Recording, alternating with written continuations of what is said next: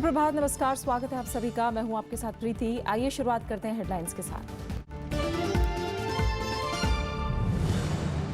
पाकिस्तानी सेना की कायराना हरकत, जवानों के शव से की बर्बरता।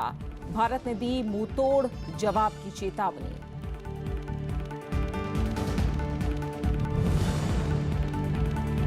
प्रधानमंत्री से चर्चा के बाद तुर्की के राष्ट्रपति का ऐलान, आतंकवाद के खिलाफ लड़ाई में करेंगे भारत की मदद। दोनों 3 समझौते।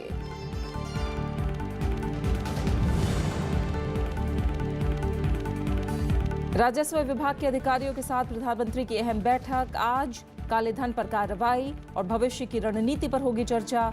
जीएसटी की तैयारियों की भी समीक्षा।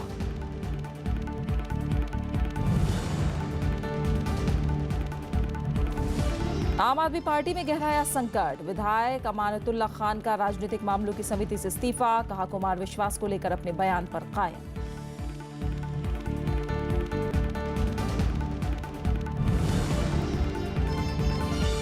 और अजलान शाह हॉकी टूर्नामेंट में भारत और ऑस्ट्रेलिया के बीच आज मुकाबला। न्यूजीलैंड पर जीत से जोश में टीम। एशियाई मुक्केबाजी चैंपियनशिप के क्वार्टर फाइनल में विकास कृष्णन और गौरव बिधुड़ी।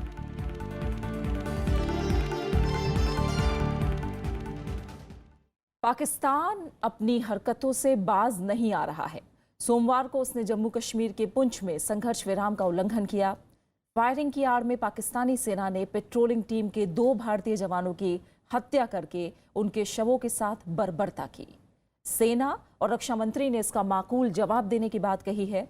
इधर गृह मंत्री ने सीमा सुरक्षा और कश्मीर के हालात पर उच्च स्तरीय बैठक की। पाकिस्तान सेना ने सोमवार सुबह एक बार फिर जम्मू कश्मीर में सेना चौकियों को निशाना बनाकर गोलीबारी की। पुंछ जिले की कृष्णा घाटी सेक्टर में सीमा पार से स्वचालित हथियार से गोलीबारी और रॉकेट दागे गए। इसमें सेना और बीएसएफ का एक जवान शहीद हो गया और बीएसएफ का एक जवान घायल हो गया। From the Rosa and Battle posts of enemy posts from Pakistan side, जिसमें इनिशियली 3 इंजरीज हुई थी और सबको एयरलिफ्ट किया गया था। तो उसमें 200 बटालियन बीएसएफ के head constable Prem Sagar and 22 Sikh के नायब सूबेदार परमजीत जो है ये सकम कर गए अपनी इंजरीज। सेना के मुताबिक पाकिस्तान सेना ने शहीद हुए जवानों के शवों के साथ बर्बरता की है। सेना इस हरकत का माकूल जवाब देगी। ऐसी हरकतें तो युद्ध में भी नहीं हुआ करती और निश्चित रूप से शांति में तो कभी नहीं होती। भारत सरकार इसकी घोर निंदा करती है। हमारी सेना और फौज के ऊपर पूरा भरोसा है कि इसकी जो प्रतिक्रिया उनको करनी पड़ेगी वो करेंगे और जो ये बलिदानी हमारे 2 सिपाहियों की है ये व्यर्थ नहीं जाएगी।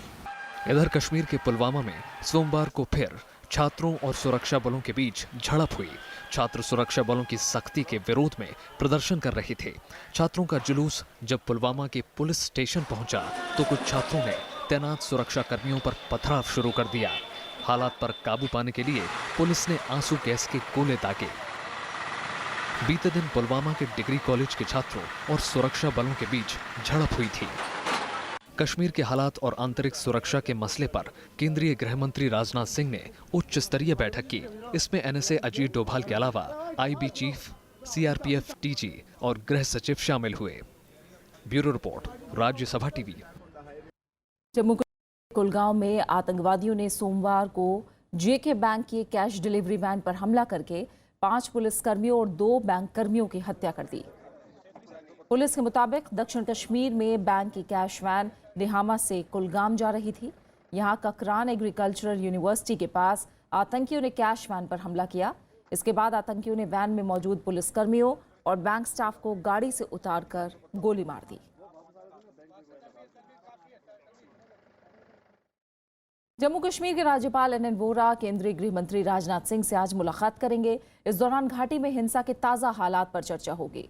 राज्यपाल उन्हें राज्य की स्थिति से अवगत कराएंगे। सोमवार को एनएन वोहरा की जम्मू कश्मीर के हालात के मसले पर केंद्रीय गृह सचिव राजीव महर्षि से भी मुलाकात हुई थी। घाटी में पिछले कई दिनों से आंदोलनों का दौर जारी है। ताज़ा हमला कुलगाम और पुंछ सीमा पर हुआ है। ऐसे परिस्थितियों में राज्यपाल की गृह मंत्री से मुलाकात को काफ़ी अहम माना जा रहा है। एनएन वोहरा की प्रधानमंत्री नरेंद्र मोदी से भी मुलाकात हो सकती है।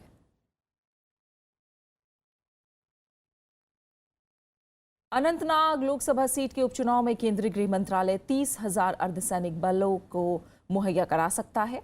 सोमवार को गृह मंत्रालय की तरफ से चुनाव आयोग को यह जानकारी दी गई। आयोग ने इस उपचुनाव के लिए अर्धसैनिक बल की 747 कंपनी यानी 74,000 से ज्यादा जवानों की मांग की थी। मंत्रालय की तरफ से करीब 300 कंपनी मुहैया कराने का भरोसा दिया गया है। एक कंपनी में 100 जवान होते हैं। फिलहाल आयोग की तरफ से गृह मंत्रालय के इस प्रस्ताव पर कोई जवाब नहीं आया है। पिछले हफ्ते चुनाव आयोग ने गृह मंत्रालय से 12 मई तक सुरक्षा बल उपलब्ध कराने के लिए कहा था। इससे पहले 9 अप्रैल को श्रीनगर और 12 अप्रैल को अनंतनाग में होने वाले उपचुनाव में 30,000 जवानों की मांग की गई थी। लेकिन श्रीनगर उपचुनाव में भारी हिंसा की वजह से अनंतनाग में मतदान टाल दिया गया। अब इस लोकसभा सीट पर 25 मई को मतदान होना है। मुस्लिम देशों में रणनीतिक तौर पर अहम तुर्की ने आतंकवाद के मामले में भारत को हर संभव सहयोग का वादा किया है। बदले में तुर्की ने अपने यहाँ के गुलेनवादी तत्वों को भारत से निकालकर बाहर करने की अपील की है। दोनों देशों ने आर्थिक और व्यापारिक सहयोग बढ़ाने पर भी जोर दिया। भारत दौरे पर आए तुर्की के राष्ट्रपति रेसेप तैयप एर्दोआन और प्रधानमंत्री नरेंद्र मोदी के बीच शिखर वार्ता में इस पर सहमति बनी। प्रधानमंत्री नरेंद्र मोदी और तुर्की के राष्ट्रपति रेजेप तैयप एर्दोआन के बीच सोमवार को आपसी, क्षेत्रीय और अंतर्राष्ट्रीय मुद्दों पर विस्तार से बात हुई। दोनों नेताओं के बीच 1.5 घंटे से अधिक समय तक चली शिखर वार्ता में व्यापारिक और रणनीतिक सहयोग बढ़ाने पर सहमति बनी। खासकर आतंकवाद के मसले पर भारत और तुर्की ने दुनिया के देशों को एक राय बनाने की अपील की। The nations of the world, therefore, need to work as one to disrupt the terrorist networks and their financing and a put to a cross-border movement of terrorists. Şunu altını çizerek ifade etmek isterim. Türkiye terörle mücadelesinde Hindistan'la tam bir dayanışma içerisindedir. इस मौके पर भारत और तुर्की के बीच 3 समझौतों पर हस्ताक्षर हुए। इनमें राजनयिक प्रशिक्षण में सहयोग, सांस्कृतिक आदान प्रदान और दूरसंचार के क्षेत्र में सहयोग शामिल है। तुर्की ने भारत के साथ 6.5 अरब डॉलर के व्यापार में असंतुलन का मुद्दा उठाया है। इसे दूर करने के लिए भारत ने तुर्की को बुनियादी ढांचे और ऊर्जा क्षेत्र में निवेश की पेशकश की। We need to approach the entire landscape of businesses, opportunities in a strategic and long-term manner. दोनों देशों के व्यापारिक संबंध अच्छे होने के बावजूद एनएसजी और कश्मीर के मसले पर तुर्की का नजरिया भारत के रुख से अलग है। इस मुलाकात के जरिए दोनों नेताओं ने दूरियां पाटने की कोशिश की। तुर्की के राष्ट्रपति रविवार को भारत आए थे। सोमवार को राष्ट्रपति भवन में उनका शानदार स्वागत किया गया। तुर्की के राष्ट्रपति ने राष्ट्रपति प्रणब मुखर्जी और उपराष्ट्रपति मोहम्मद हामिद अंसारी से मुलाकात की। उन्होंने राजघाट जाकर महात्मा गांधी की समाधि पर पुष्प अर्पित किए। तुर्की को आतंकवाद का मुकाबला करने और आतंकवाद को संतुलित करने का अनुभव है और वह भारत को मदद कर सकता है पाकिस्तान को आतंकवाद के मसले पर अलग थलग करने में। लेकिन असली सवाल ये है कि क्या ओआईसी में कश्मीर के मसले पर तुर्की भारत का साथ दे पाएगा। राज्यसभा टेलीविजन के लिए कैमरा पर्सन सुधांशु के साथ दिल्ली से अखिलेश सुमन। प्रधानमंत्री नरेंद्र मोदी ने तुर्की के राष्ट्रपति के साथ बातचीत में कश्मीर को लेकर भारत का रुख साफ किया। उन्होंने कहा कि कश्मीर समस्या की मुख्य वजह सीमा पार आतंकवाद है और भारत पाकिस्तान के साथ कश्मीर समेत सभी द्विपक्षीय मुद्दों के समाधान के लिए आपसी बातचीत के लिए तैयार है। भारत यात्रा पर आने से पहले तुर्की के राष्ट्रपति ने एक चैनल को दिए इंटरव्यू में कश्मीर मुद्दे के समाधान के लिए बहुपक्षीय वार्ता का सुझाव दिया था। साथ ही एनएसजी की सदस्यता के लिए भारत के प्रयास के साथ साथ पाकिस्तान के पक्ष में भी राय जाहिर की थी।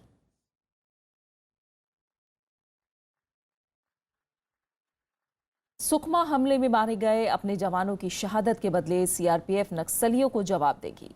पलटवार को लेकर रणनीति के मसले पर छत्तीसगढ़ के उच्च अधिकारियों की आज बैठक होनी है। राष्ट्रीय सुरक्षा सलाहकार अजीत डोभाल वीडियो कॉन्फ्रेंसिंग के जरिए बैठक को संबोधित करेंगे। सुकमा हमले के बाद अजीत डोभाल को नक्सलियों के खिलाफ एक्शन की कमान सौंपी गई थी। आज की बैठक इसी सिलसिले में बुलाई गई है। बस्तर के आईजी विवेकानंद सिन्हा के मुताबिक फोर्स को सड़क निर्माण से हटाकर नक्सल इलाकों में भेजा गया है। सुरक्षा बल अब सड़क चालू कराने की बजाय सीधे नक्सलियों से मोर्चा लेंगे। नक्सल पीड़ित अंदरूनी इलाकों में लगातार गश्त भी की जा रही है।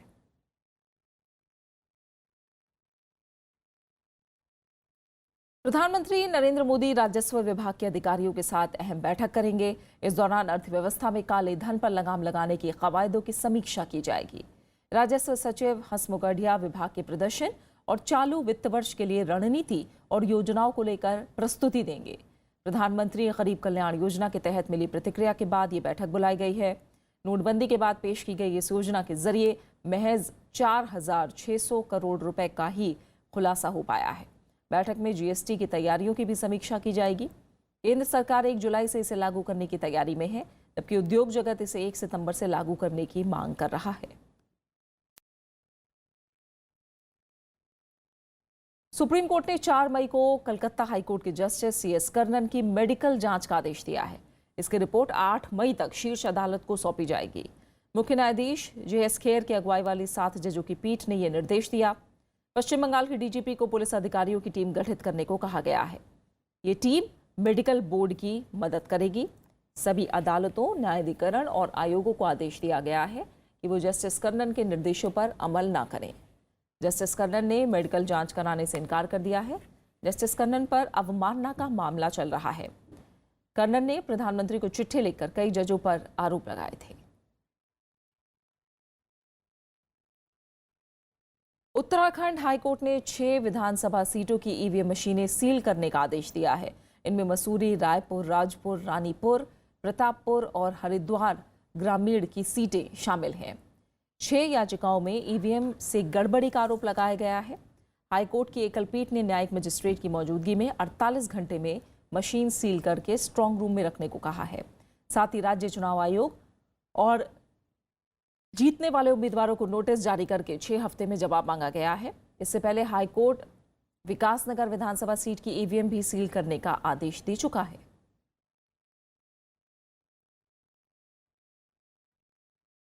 आम आदमी पार्टी में चल रहे अंतर्कलह के बीच सोमवार देर रात विधायक अमानतुल्लाह खान से पार्टी की पॉलिटिकल अफेयर कमेटी की सदस्यता से इस्तीफा ले लिया गया।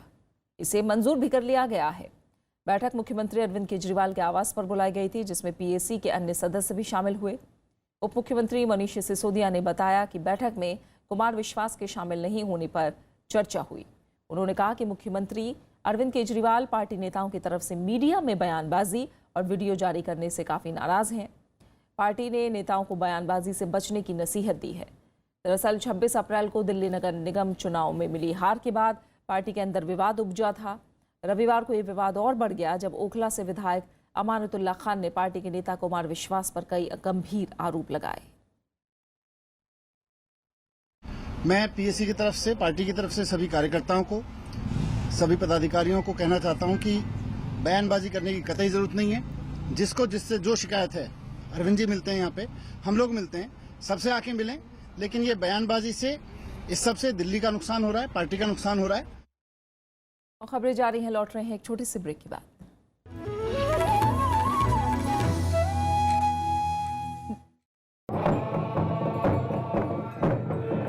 कोन्याक आदिवासी समुदाय का सबसे बड़ा त्योहार होता है आवलैंग। इन पुरुषों को जन्मजात लड़ाका और शिकारी माना जाता है।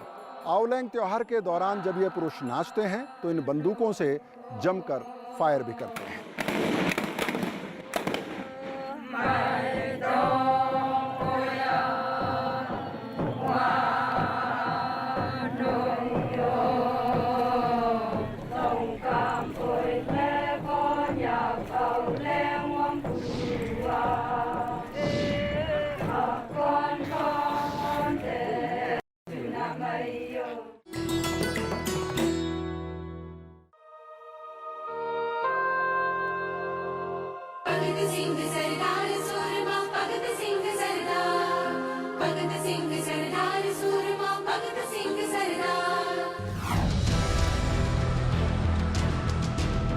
शहीद भगत सिंह स्वतंत्रता आंदोलन के सबसे प्रभावशाली क्रांतिकारी।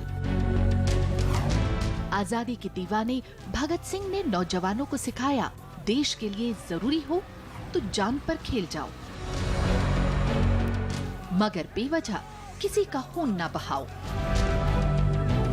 क्रांति की नई इबारत लिखने वाले भगत सिंह ने कहा, बम और बंदूक नहीं, विचार लाते हैं इनकलाब।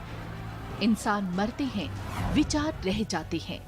जो देश के लिए जीते हैं, मरकर अमर हो जाते हैं।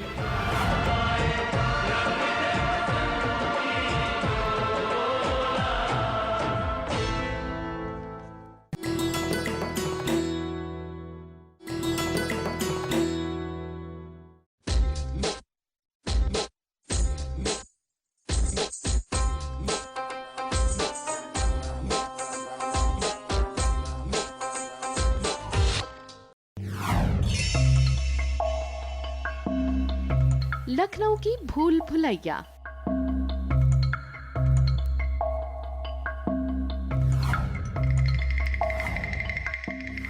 रहस्य और रोमांच से भरे 489 जीने और गलियारे। एक बार जो अंदर जाए, आसानी से बाहर न आए। अगर साथ गाइड ना हो तो बस इस 3 मंजिला परिसर में घूमता ही रह जाए। कहते हैं अकाल से प्रजा थी परेशान, तब लोगों को काम देने के लिए अवध के नवाब आसिफुद्दौला ने सन 1784 में करवाया इसका निर्माण।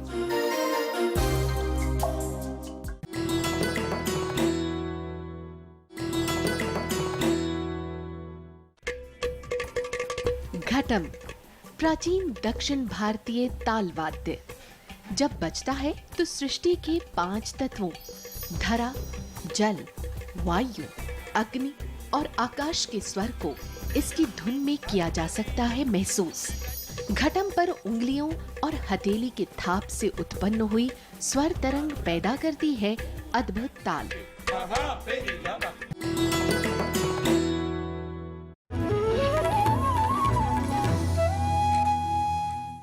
उत्तर प्रदेश में होने वाले स्थानीय निकाय चुनाव में कांग्रेस और समाजवादी पार्टी अलग अलग चुनाव लड़ेंगे। कांग्रेस ने तय किया है कि वो निकाय चुनाव में किसी भी पार्टी से गठबंधन नहीं करेगी।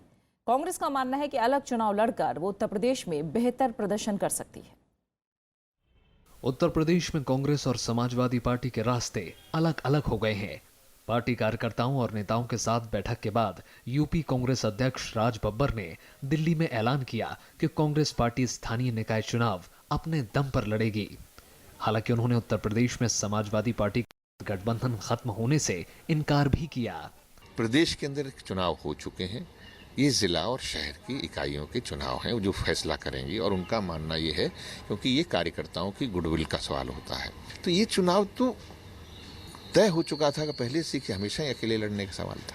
इधर बीजेपी ने कहा कि समाजवादी पार्टी और कांग्रेस का गठबंधन अवसरवादी था। बीजेपी के मुताबिक इस गठबंधन के रहने या न रहने से कोई फर्क नहीं पड़ेगा। गठबंधन काहे का था? भ्रष्टाचार और गुंडाराज का गठबंधन था, और आगे देखिए क्या होता। पहले भी उन्होंने कहा था अभी साथ लड़ेंगे नहीं लड़ेंगे, ये हो जाने, पर लोकतंत्र में चुनाव उनको भी लड़ना चाहिए। उत्तर प्रदेश में हाल ही में हुए विधानसभा चुनाव में कांग्रेस समाजवादी पार्टी गठबंधन को महज 54 सीटों पर जीत हासिल हुई थी। इनमें 105 सीटों पर चुनाव लड़कर कांग्रेस सिर्फ 7 सीट ही जीत पाई थी। विशाल दहिया, राज्यसभा टीवी। कांग्रेस उपाध्यक्ष राहुल गांधी ने किसानों और आदिवासियों के मुद्दे पर केंद्र और गुजरात सरकार को आड़े हाथों लिया है। नर्मदा जिले के देदियापारा इलाके में कल रैली में उन्होंने कहा कि जब किसान और आदिवासी अपना हक मांगते हैं तो उन पर लाठियां बरसती हैं। राहुल गांधी ने आरोप लगाया कि गुजरात सरकार सिर्फ मार्केटिंग में व्यस्त है। कांग्रेस उपाध्यक्ष राहुल गांधी ने सोमवार को नर्मदा जिले के आदिवासी बहुल देदियापारा में एक बड़ी रैली की। उन्होंने आरोप लगाया कि गुजरात सरकार बड़े बड़े उद्योगपतियों को जमीन तोहफे में दे देती है, लेकिन जब किसान और आदिवासी अपना हक मांगते हैं तो उनकी पिटाई होती है। राहुल गांधी ने आदिवासियों की भलाई को लेकर भी केंद्र और राज्य की बीजेपी सरकार पर तंज कसा। आरएसएस के लोग, बीजेपी के लोग और नरेंद्र मोदी जी आदिवासी को इंसान नहीं मानते हैं। वो चाहते हैं कि पूरा का पूरा आदिवासी समाज जंगल से निकले और शहरों में जाकर अमीर लोगों के घर में काम करे। कांग्रेस उपाध्यक्ष ने वाइब्रेंट गुजरात सम्मेलन को लेकर भी गुजरात सरकार को आड़े हाथों लिया। उन्होंने कहा कि इससे केवल उन लोगों को फायदा होता है जो मार्केटिंग का पैसा देते हैं, बाकी लोग सिर्फ देखते रह जाते हैं। नरेंद्र मोदी जी ने वायदा किया था 2 करोड़ युवाओं को रोजगार देने का। कितने लोगों को पिछले 2 साल में रोजगार मिला? पता लगा पिछले साल पूरे हिंदुस्तान में 1 लाख युवाओं को रोजगार मिला। गुजरात में इस साल के आखिर में विधानसभा चुनाव होने हैं। राज्य विधानसभा की 182 सीटों में से 27 अनुसूचित जनजाति के लिए आरक्षित हैं। कार्यक्रम में पार्टी नेता अहमद पटेल समेत कई हस्तियां मौजूद थीं। Bureau report, Rajya Sabha TV. Uttar Pradesh में पेट्रोल पंपों पर गड़बड़ी के मामले सामने आने के बाद राज्य के सभी पेट्रोल पंपों की जांच के आदेश दिए गए हैं। पेट्रोलियम और प्राकृतिक गैस मंत्री धर्मेंद्र प्रधान ने सोमवार को कहा कि उत्तर प्रदेश के अलावा बाकी राज्यों में पेट्रोल पंपों का औचक निरीक्षण किया जाएगा। इस दौरान जांच की जाएगी कि तेल वितरण मशीनों के साथ किसी तरह की छेड़छाड़ तो नहीं की गई है। पेट्रोलियम मंत्री ने यह भी बताया कि 4 दिनों में 11 पेट्रोल पंप ग्राहकों से तेल चोरी के आरोप में सीज किए गए हैं। वहीं 30 लोगों को गिरफ्तार किया जा चुका है। इनमें से 9 पंप में ईंधन मशीनों से चिप मिली है। पेट्रोल की माप के साथ छेड़छाड़ के मकसद से चिप का इस्तेमाल किया जा रहा था। मुख्य सचिव के नेतृत्व में आज एक बैठक होनी है। इस बैठक में उत्तर प्रदेश के सभी पेट्रोल पंपों की समीक्षा की जाएगी।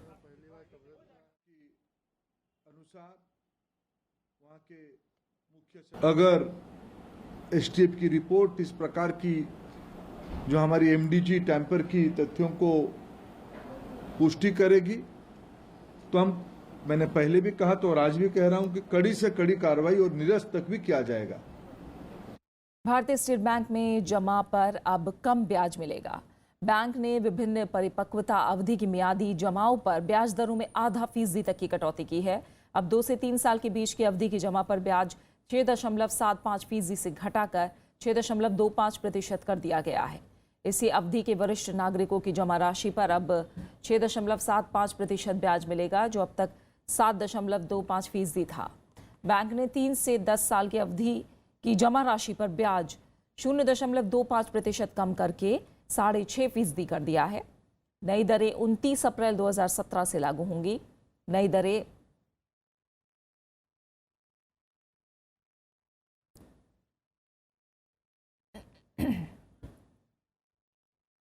और अब कुछ अंतर्राष्ट्रीय खबरों पर नजर डालते हैं। कोरियाई प्रायद्वीप में बढ़ते तनाव के बीच नया मोड़ आ गया है। अमेरिका के राष्ट्रपति डोनाल्ड ट्रंप ने उत्तर कोरिया के नेता किम जोंग उन से मिलने की इच्छा जताई है।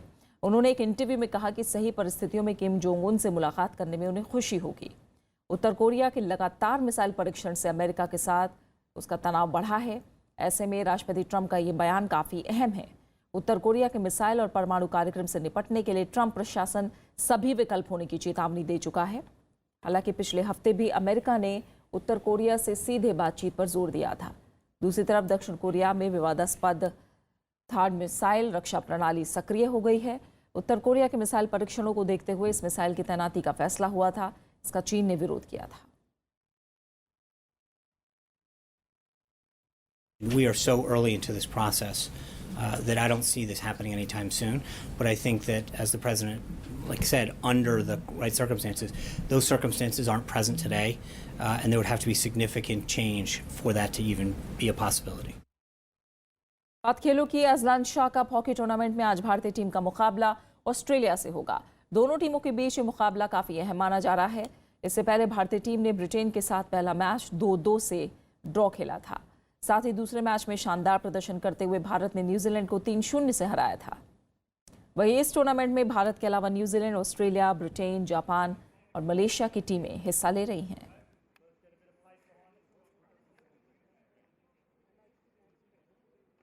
ताशकंद में एशियाई मुक्केबाजी चैंपियनशिप में विकास कृष्णन और गौरव बिधूड़ी अपने अपने वर्ग के क्वार्टर फाइनल में पहुंच गए हैं। 75 किलोग्राम वर्ग में विकास ने थाईलैंड के पाथुमकास कुटिया को हराया, जबकि 56 किलोग्राम वर्ग में गौरव ने थाईलैंड के युतापोंग तोंगड़ी को शिकस्त दी। विकास का अगला मुकाबला इंडोनेशिया के बेताउबुन होगा। वहीं गौरव की भिड़ंत चीन के जियावी हांग से होगी। उधर भारत के बाकी बॉक्सर शिव थापा, सतीश कुमार, मनोज कुमार, मनीष पवार और कविंदर सिंह भी आज टूर्नामेंट में अपने अभियान की शुरुआत करेंगे।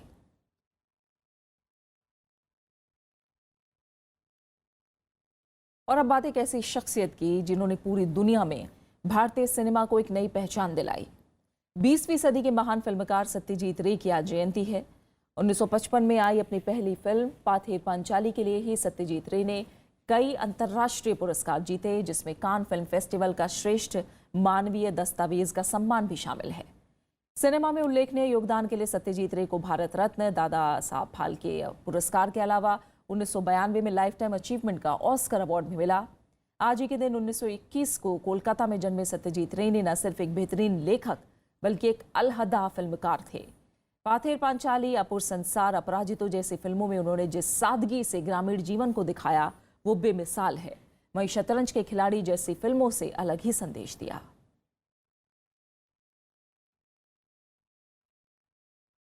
और अब आखिर में हेडलाइंस पर एक नजर।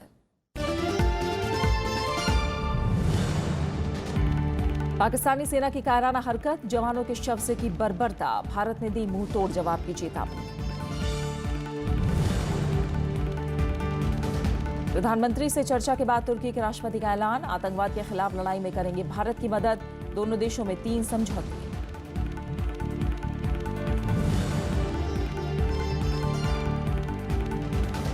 राजस्व विभाग के अधिकारियों के साथ प्रधानमंत्री की अहम बैठक आज, काले धन पर कार्रवाई और भविष्य की रणनीति पर होगी चर्चा, जीएसटी की तैयारियों की भी समीक्षा।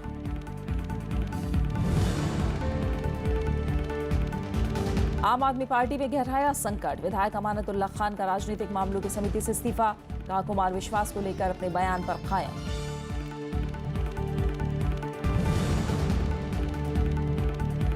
और अजलन शाह हॉकी टूर्नामेंट में भारत और ऑस्ट्रेलिया के बीच आज मुकाबला, न्यूजीलैंड पर जीत से जोश में टीम।